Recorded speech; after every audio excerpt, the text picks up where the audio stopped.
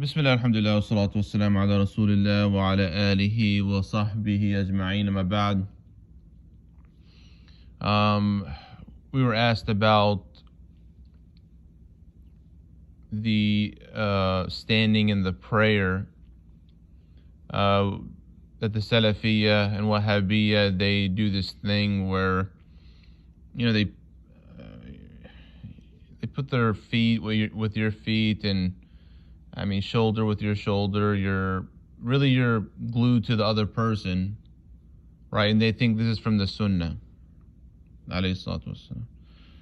So, okay. So we know you're supposed to do shoulder to shoulder, but what they do is not in line with the Sunnah. And it's actually really annoying because it distracts the other people that are praying. The four schools don't say to do this, right? So they're going against the four schools, which they don't care for. And they take a hadith and they interpret it, literally. But no, you stand shoulder to shoulder, you close the distance. You don't necessarily have to touch, right? You don't have to touch. Which obviously more so that you don't have to glue yourself to the other person. If you touch slightly, like, your shoulder to touches slightly the other person, no problem. There shouldn't be a big gap between you, right? But if you are touching, it might be a slight shoulder touching the other shoulder, but you don't have to have your feet stuck to the other person's foot. And you see them, doing this split. If they're seeing this big, to make sure that so the foot on the left is touching the other person's foot that's on their left, and then their right foot is touching the foot of the person on their right, and their split is looking, it's ridiculous. Again, it's not in line with the Sunnah.